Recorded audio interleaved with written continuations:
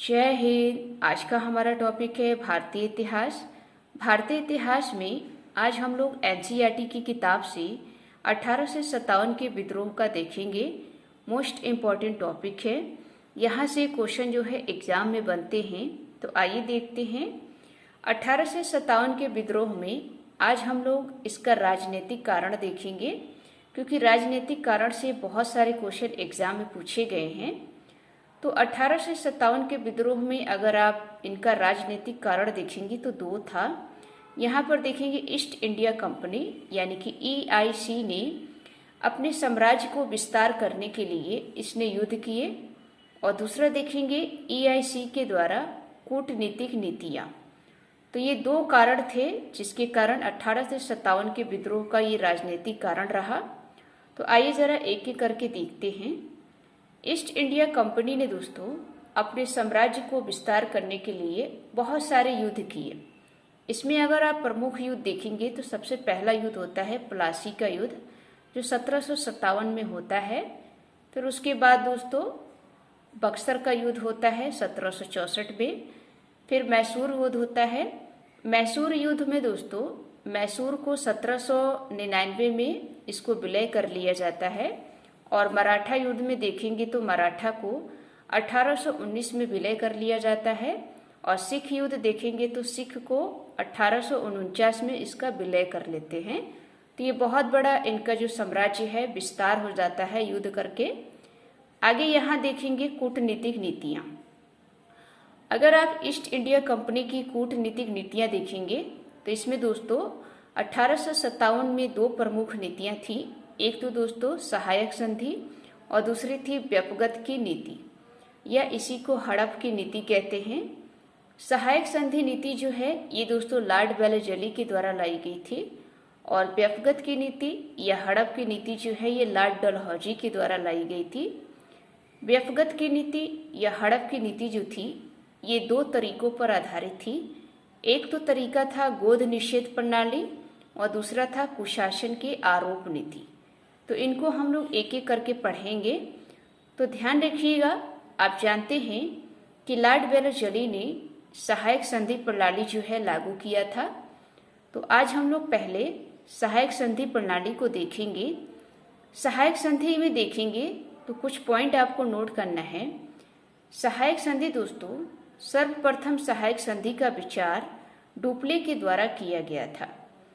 तो एग्जाम में पूछा जाए कि सर्वप्रथम सहायक संधि का शब्द इस्तेमाल किसने किया, या सबसे पहले सहायक संधि का विचार कौन लेकर आया, तो ध्यान रखिएगा डुप्ले।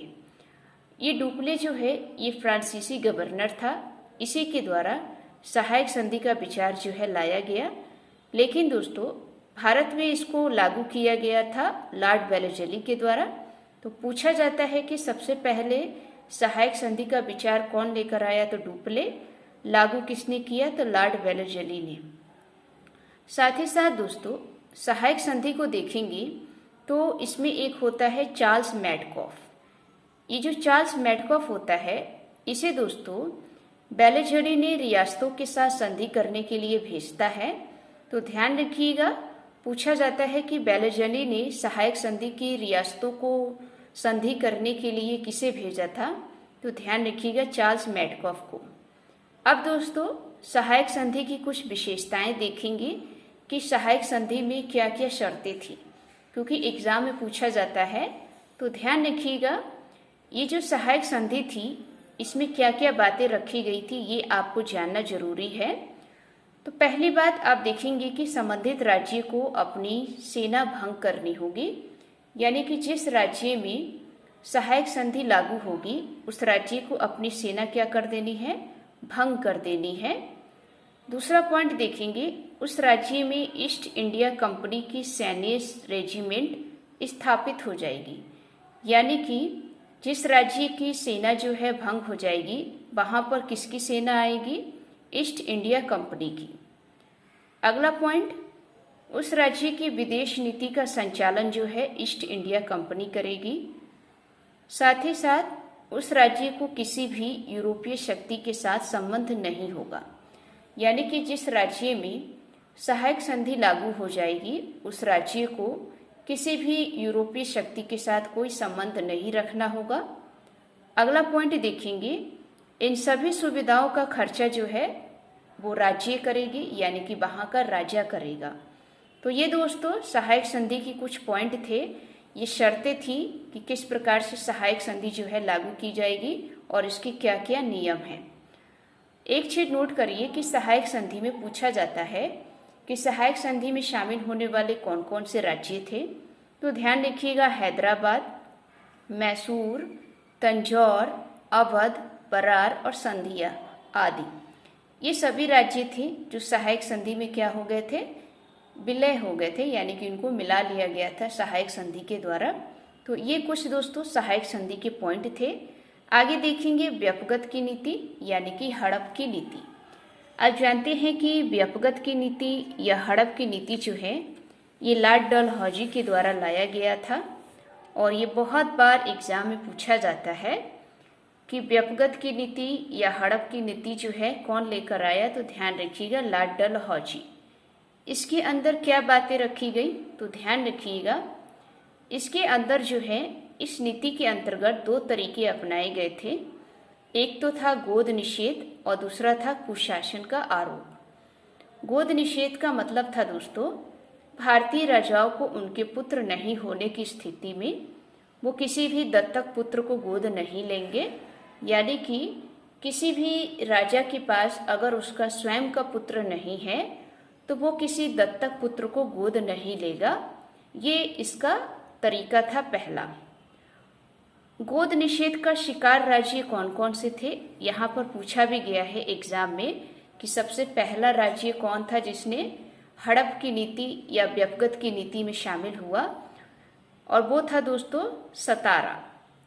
उसके बाद जैतपुरा, फिर संभलपुरा, उदयपुर, झांसी, नागपुर, ये सभी दोस्तों हड़प की नीति में गोद निषेध में शिकार होने वाले राज्य थे। तो ध्यान रख के चलेंगे, इन राज्यों के नाम भी कभी कभी पूछे जाते हैं। और दूसरा था दोस्तों कुशासन का आरोप। अब सिंपल सी बात है, कुशासन का आरोप किस पर लगाया गया दोस्तों, अवध पर। अवध पर क्यों लगाया गया, क्योंकि दोस्तों जो अवध के नवाब थे बाजिद अली शाह, बाजिद अली शाह का पुत्र था बिरजिस कादिर। अब सिंपल सी बात है, जिस राजा का पुत्र होगा उस पे दोस्तों गोद निषेध नहीं लगाया जाएगा। तो ईस्ट इंडिया ने कंपनी ने सोचा कि हम इस पर गोद निषेध तो नहीं लगा सकते, क्यों ना कुशासन का आरोप लगा दे। तो ईस्ट इंडिया कंपनी ने अवध पर कुशासन का आरोप लगा दिया, ये कहकर कि अवध का जो राजा है वो जनता को खुश नहीं रखता है, जनता जो है उसकी शिकायतें करती हैं, काफ़ी सारी बातें थी। तो कुशासन का आरोप किस पर लगाया गया, अवध पर। ये एग्जाम में पूछा भी गया है, इसको नोट करके चलेंगे। दूसरा पॉइंट दोस्तों, डलहौजी ने हड़प की नीति या व्यपगत की नीति जब लाया था तो इसका कारण क्या था। कारण ये था कि डलहौजी जो है ये भारत में एक बड़े पैमाने पर आर्थिक बाजार को प्राप्त करना चाहता था। तो आर्थिक बाजार को प्राप्त करने के लिए ये व्यपगत यानी कि हड़प की नीति लागू करता है।